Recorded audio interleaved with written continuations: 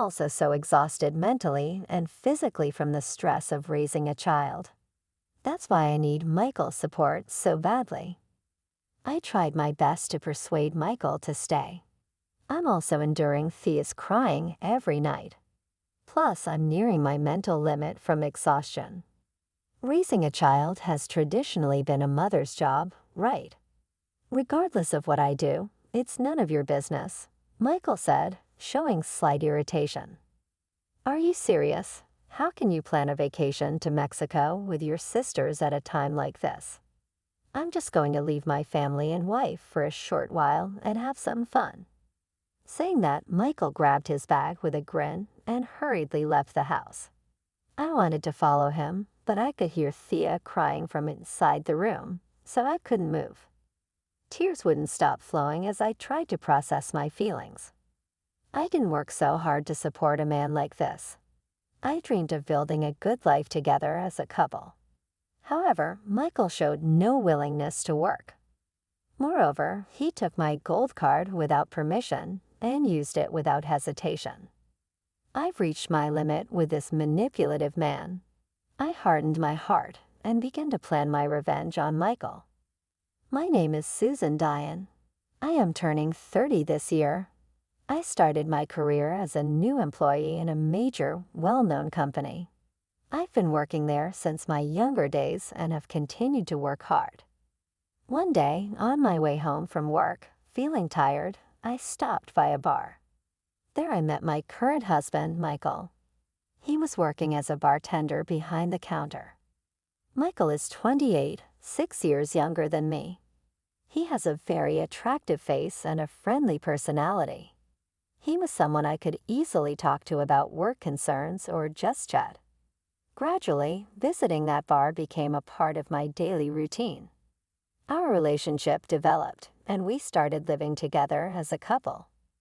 My family was initially not in favor of my relationship with Michael. Many suggested dating men from my workplace, but my feelings for Michael were unwavering. I firmly believed in our future together. In the early days of our marriage, he played an active role in our household. Since his bartending shift started in the evening, he supported our home during the day. Susan, you must be tired from work, so I'll prepare dinner tonight. These words showed his consideration towards me. When I came home, dishes prepared by Michael were laid out on the table, and I felt grateful almost every day, thinking marrying him was the right choice. However, a few months after our marriage, I noticed a subtle change in Michael's attitude. It seemed related to my salary. One evening, when I came home, my salary slip was spread out on the living room table. Sitting in front of it, he was tracing the figures on the slip with a look of surprise. I never thought Susan would be earning this much. He looked up at me, clearly taken aback. In fact, I hadn't specifically informed Michael about the exact amount of my income since our marriage. Even if I worked standing all day, I couldn't earn this much. Susan really works hard. He tilted his head, deep in thought, and spoke to me with a hint of regret in his eyes. A few days later, as we dined together, Michael suddenly blurted out, "Actually, I quit my job today." What? Why? I was so shocked by his words that I dropped my fork. I've been thinking, just with my salary, it might be tough for both of us to live comfortably. So I decided I'll handle everything at home, and we'll live off your income.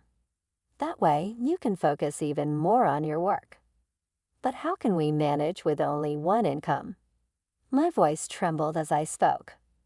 In truth, I hadn't been feeling well since the morning, so during my lunch break, I bought a pregnancy test at a nearby pharmacy. The result was positive, and I decided to share this astonishing news with Michael tonight. "Michael, it seems like we're going to have a baby." "Really? Are you serious?" His face was filled with surprise, and he seemed at a loss for words for a moment. "I took a test today. If I end up taking maternity leave, I might be a bit worried about you quitting your job." I honestly expressed my concerns to Michael. In response, Michael said, but the company you work for pays a full salary even during maternity leave, right? I was a bit taken aback by his words. That's true, but my mind was swirling with emotions, and I didn't know what to do. It seemed Michael was more concerned about my salary during maternity leave than the fact I was pregnant. He said he intended to take on all the household responsibilities, and he expected me to focus on earning a salary. At first glance, it sounded like he was thinking of my best interests, but I was left with a lingering unease. I was aware of the significant difference between my income and Michael's, but I hadn't anticipated relying solely on my salary for our household expenses. I could feel my anxieties about the future and my doubts about him growing day by day. According to a recent doctor's diagnosis, our child was indeed growing inside me. Despite the changes in my condition during the early stages of pregnancy, I focused on my work. On the other hand, I felt that Michael was neglecting his responsibilities at home more than before. The way he spent time at home seemed to be changing drastically.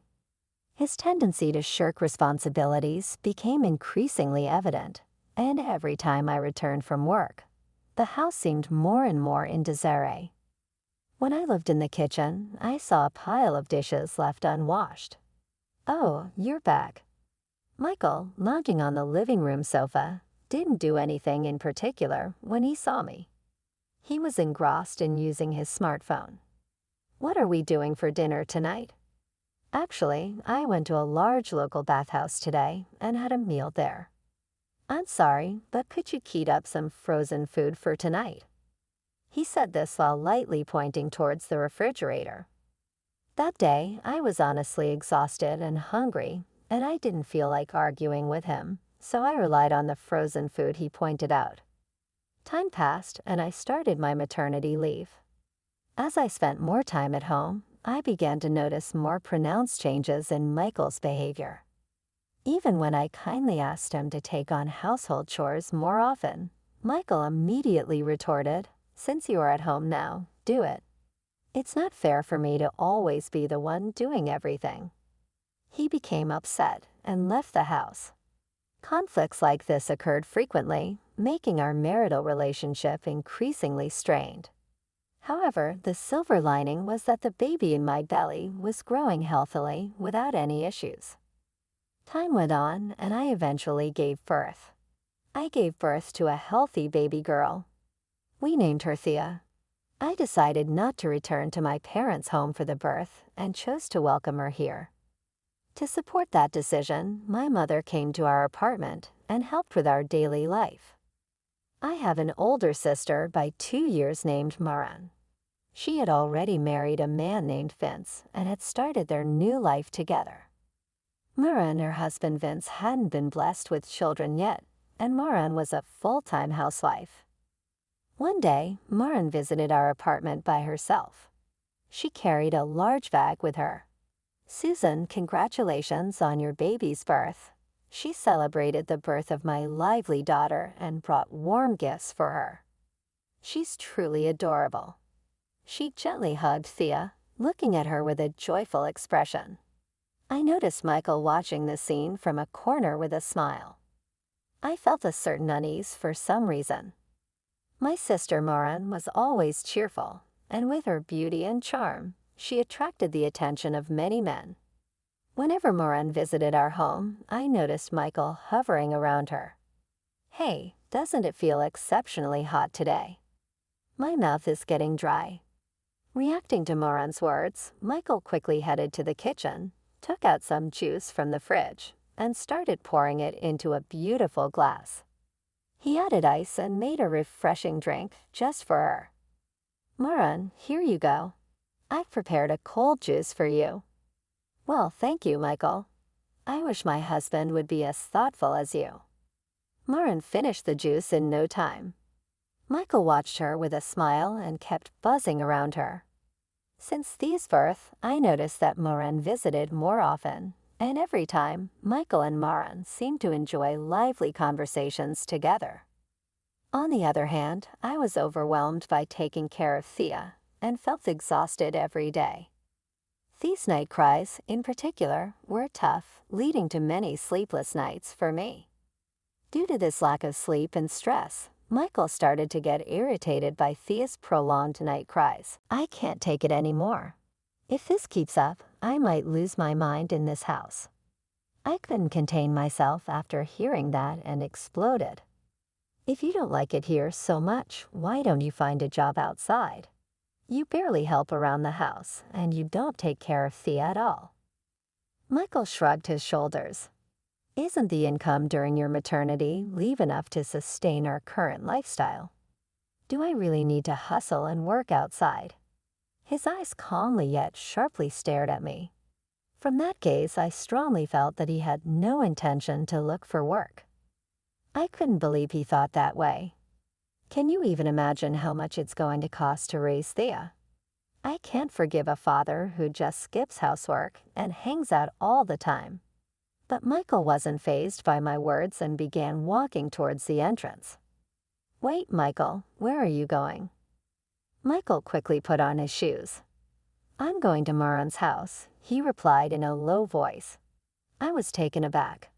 I couldn't believe he was heading to Maran's house because of our fight. Late into the night, I received a message on my phone from Michael. He wrote that he intended to spend that night at Maran's house.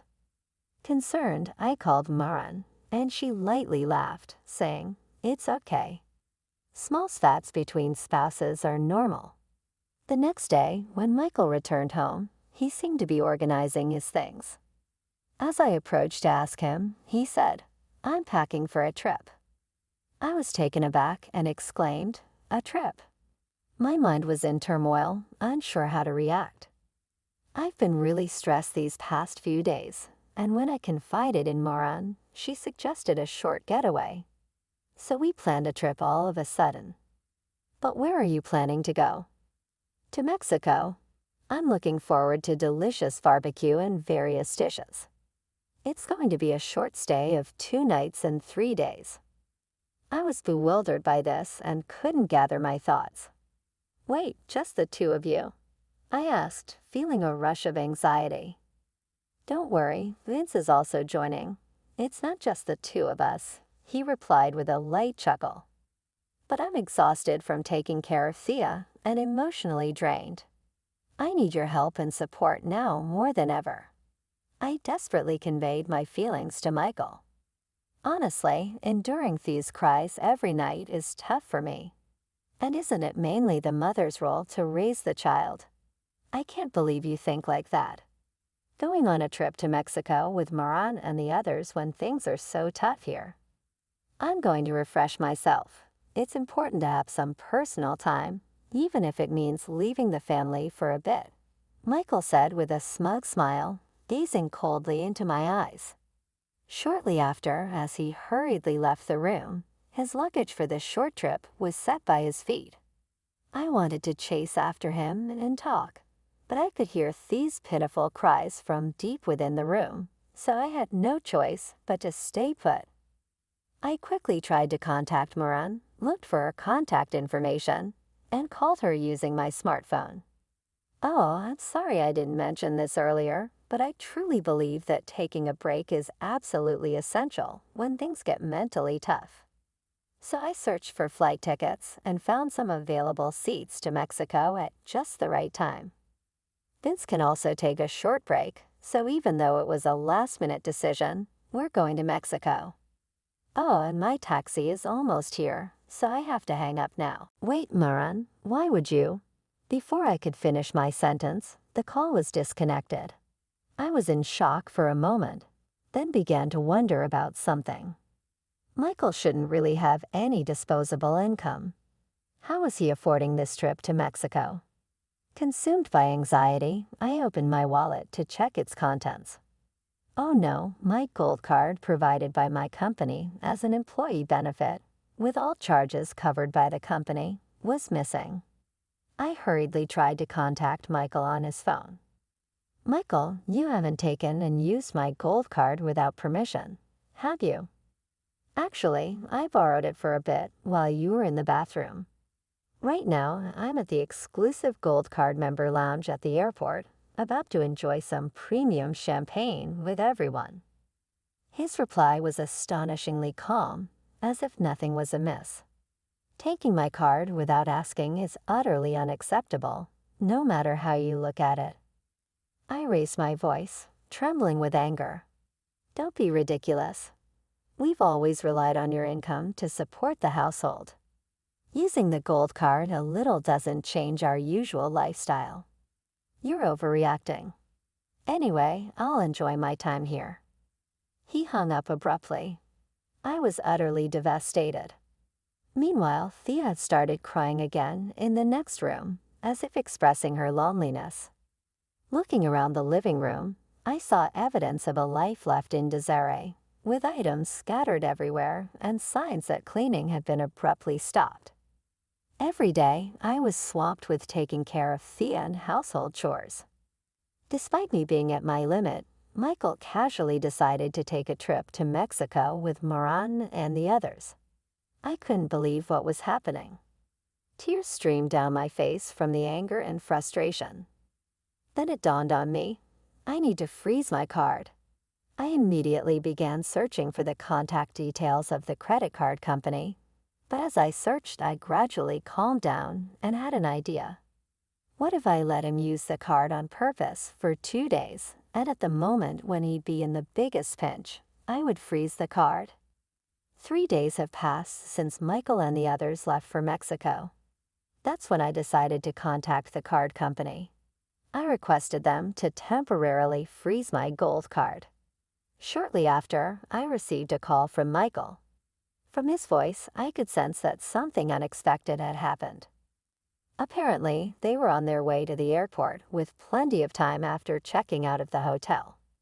Actually, we were relaxing in the special Gold Card member lounge at the Mexican airport, but suddenly we were stopped by security staff, and without any explanation, we were kicked out of the lounge. Do you have any idea what's happening? His voice was filled with confusion and anxiety. I see, but think about it, Michael. You aren't officially a Gold Card member to begin with, so isn't it only natural that you were asked to leave the lounge? I conveyed the situation calmly and clearly. Did you have something to do with the card not working? He asked, his voice a mix of shock and suspicion. Yes, I did. I responded briefly but assertively. I can't believe this. Right now, I'm being escorted to the airport security room. I'm being taken away by a security guard, he described, his voice shaking as he spoke.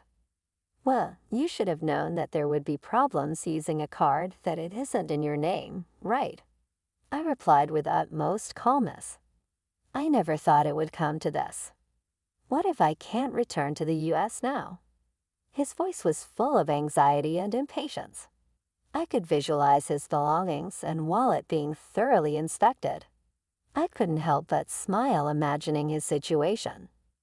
According to him, Moran and Vince were also being interrogated in separate rooms.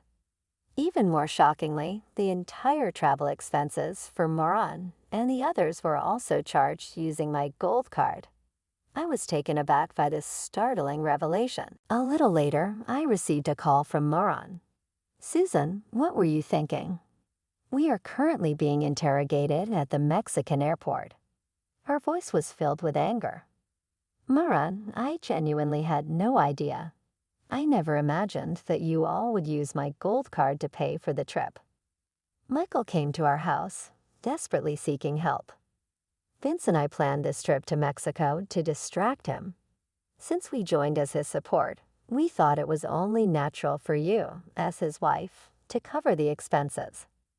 I was at a loss for words. I was shocked that Moran saw this as a given. It seems that Moran also used my card for shopping and dining while abroad.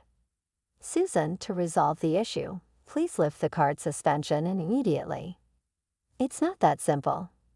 Moran showed clear anger at my response and said, "What's with that attitude? You've always been this plain and inconspicuous person, and yet you managed to establish a family and have a child before me. Just lift the card suspension without any complaints." Despite being engrossed in your job all the time, your salary must be high, right? And you must have a lot of savings too, don't you? Her harsh words deeply wounded my heart. Her words dripped with genuine feelings. Maran, with her glamorous looks and friendly demeanor, was always the center of attention. Meanwhile, I always existed quietly in her shadow. So my having a family before her must have been an unexpected development for her. Then I suddenly heard Vince's calm voice from the other end of the phone. Susan, I'm truly sorry about earlier. It seems there was a misunderstanding in the information I received from Maran." "A misunderstanding? What do you mean?" "Maran told me to help Michael. Everyone needs to go on this trip, and all the expenses will be borne by Susan, so I'd like you to help us out." So we decided to travel to Mexico. Hearing that, I felt a mix of shock and anger towards Maran's scheming. It was unbelievable that Maran had told Vince such a different story using my name. Considering the situation, I've chosen to return using my own means. "Vince, why would you make such a decision?" "I plan to use my credit card and cash to purchase a new airline ticket to return." "Vince, wait, aren't you getting tickets for us too? Leaving us behind here is unthinkable." Maran's voice, filled with anger and urgency, resonated clearly over the phone. In the background, Michael too was shouting a similar request. "Vince, I'm really begging you. Can't you arrange return tickets for us as well?" "That's impossible." Upon hearing those words, I was taken aback. Indeed, I couldn't accept the fact that Maran and Michael had unauthorized used my card, but I couldn't grasp why Vince was being so cold towards them. After that, Vince dropped a bombshell on me. "Susan, listen carefully. It seems that Michael and Maran have a romantic relationship." "Really?" My surprise peaked, and my mind was in turmoil. Lately, I've noticed that Michael and Maran have become unusually close. Also, I've repeatedly caught the scent of a specific cologne that Michael wears at my house. I started to suspect that something was going on between them. This scent permeated even into the bedroom, making me feel that something was off. Either Michael had spent a lot of time in the room or was doing something there. There wasn't concrete evidence of cheating yet, but something felt wrong. Recently, when the idea of the three of us going to Mexico came up, I made up my mind to find out what they were up to. I decided to go along with them and pretend I didn't notice anything. I swore to myself that if there was anything suspicious, I wouldn't overlook it. I had also felt uneasy about how close Michael and Maran seemed. Although my distrust for Michael grew daily, I didn't want to believe that he was actually involved with Maran. I believed that such a relationship between my sister's husband and anyone was unthinkable. Even if Michael acted inappropriately towards Maran, I genuinely believed she wouldn't reciprocate. That's why I deeply trusted Maran. However, that trust was soon shattered. On the first night of the trip, after 3 o'clock in the morning, I clearly saw Maran sneaking out of her bed and heading to Michael's room. Upon hearing this, it felt like something inside me had collapsed. I made it seem as though I was in deep sleep that night. After getting into bed as usual, I faintly heard the door open. Responding to the sound, I got up and looked down the hallway from the peephole in my door. I then saw you opening Michael's door. Moreover, I clearly saw Michael gently embracing you on the shoulder and welcoming you inside. After this revelation, the room was enveloped in silence. "But that can't be right, Vince. You were sound asleep that night. Proof of that is how loudly you were snoring. And there's no reason for me to go to another room."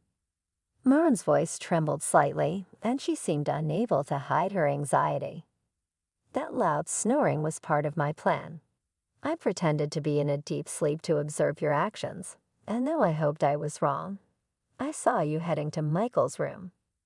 Maran seemed to be thinking of an excuse but remained silent. Though you are in-laws, the fact that Michael often visits our house and every time you greet him with especially vibrant makeup and a beaming smile honestly just felt unnatural to me. Did you think I wouldn't feel anything after learning this truth? That was a huge mistake. After these strong words, the faces of Moran and Michael went pale in front of an infuriated Vince. Both stood speechless. About an hour after you snuck out, you came back and laid down next to me as if nothing had happened. I can't believe you have such a relationship with your brother-in-law. Moreover, on the second night, you secretly left the room and didn't return for about 2 hours. Did you think I hadn't noticed the first night and felt at ease? Actually, I was there. There was a hint of surprise and a slight tremor in her voice. I was just pretending to be sound asleep during this trip, right next to me, and with my brother-in-law, all people. How could you do something like that? Michael, you're being too irresponsible. Vince, to be honest, we carefully chose his words, but a solid excuse didn't come out. Susan, I've made up my mind. I will arrange my own flight ticket and plan to return to the U.S. I will leave these two in Mexico. What do you think? Yes, I also think that's best. Michael, Mary, and both of you should start a new life in Mexico, and there's no need for either of you to come back to the U.S. I think that's the best choice. I responded. Carly, with a smile, said, Michael, please, at least help with the flight costs. I'm really stuck here. I'm begging you. Considering you worked as a bartender before, Michael, finding a part-time job in a bar or restaurant at the airport shouldn't be too difficult. Moran is personable and has a good reputation with men. Perhaps she can excel as PR staff for some establishments. I advised with a hint of sarcasm, but still remained calm. Later on, after hearing the details, Vince was able to smoothly return to the U.S. During that time, Vince and I came up with a specific plan and started executing the necessary steps to carry it out. Between our busy work schedules, Vince and I moved forward with the necessary arrangements and procedures, becoming even more united in our endeavors. On the other hand, we received information that a distressed Michael and Moran managed to find a way to return to the U.S. with the support of their respective families. A few days later, I received an unexpected call from Michael on my cell phone. Susan, what's going on? When I returned home, I couldn't open the apartment door at all. Moreover, there's a tag on the door saying vacant. What's happening? Michael's voice was a mix of confusion and irritation as he questioned me. Oh, is that so? I terminated that apartment lease. What? How? Disbelief and shock were evident in Michael's voice. The lease was under my name, so how? It is my prerogative, right? I just took action based on my wishes. I took a deep breath and calmly responded. But what about my belongings and important stuff? I've sorted everything out. Most of the things you own didn't have much market value, making it hard to sell to buyers. What? I can't believe this. Michael's voice was trembling with shock and disbelief. You should have everything you need from our trip, right? With that alone, you should be able to get by temporarily. If push comes to shove, you'll have to think about how to survive outside. You must be joking. Susan, where are you right now? I won't give you the exact location, but I'm spending time in a new environment with Thea, I answered with a smile. Wait a minute, Susan. I have your gold card and I want to return it, so I want to meet you. There was a strong sense of pleading in his voice. That card's validity period has already expired, so even if you return it, I can't use it anymore, I replied calmly. To tell you the truth, I purposely left the card in an able state for you. It was part of my plan to burden you with a significant debt after our divorce was finalized. What are you talking about? Divorce? What do you mean by debt? If it's proven in court that you used my credit card without permission for large purchases, it will likely be quickly acknowledged when I request a divorce. I can't believe it. I never thought of divorce.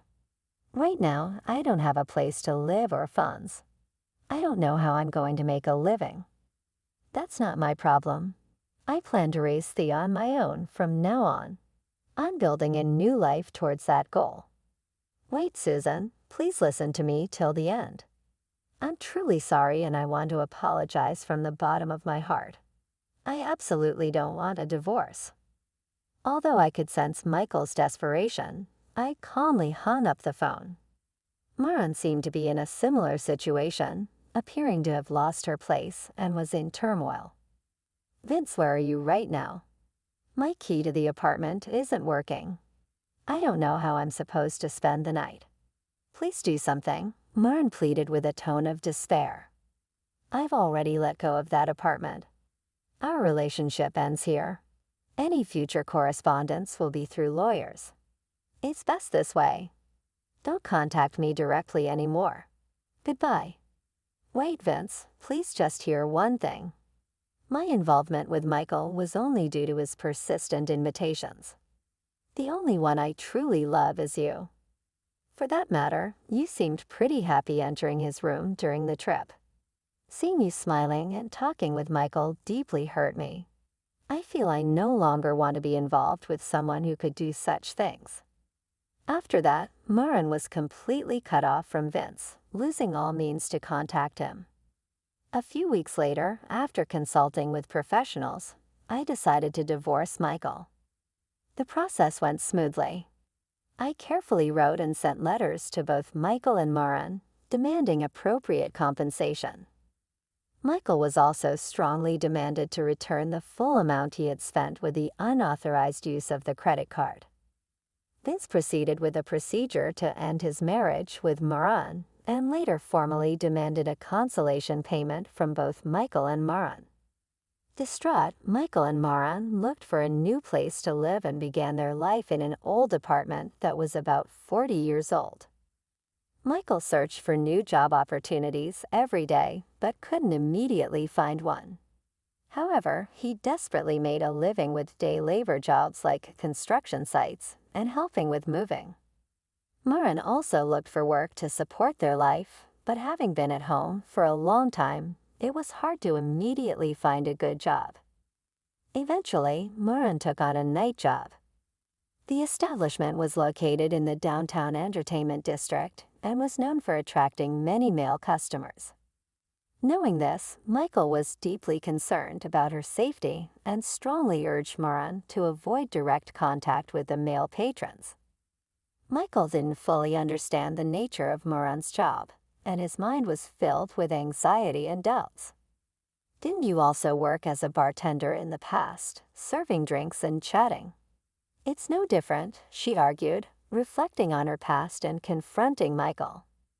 This argument resulted in a significant misunderstanding, and the once-loving couple chose different paths.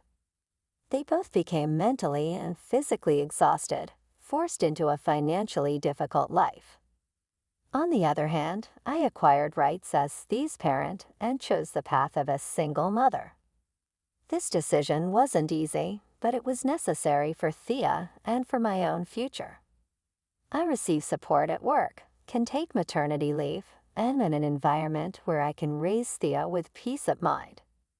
My superiors and colleagues are understanding, often offering advice and support.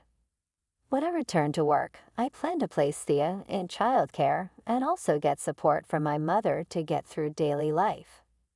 Currently, Thea is growing healthfully and energetically every day. Seeing her smile and growth is my daily motivation. I continue to lead a peaceful life, taking Thea on stroller walks in the park and interacting with other mothers. These park walks also serve as healing moments for both of us. Life has its challenges, but I intend to fully cherish these valuable times with Thea.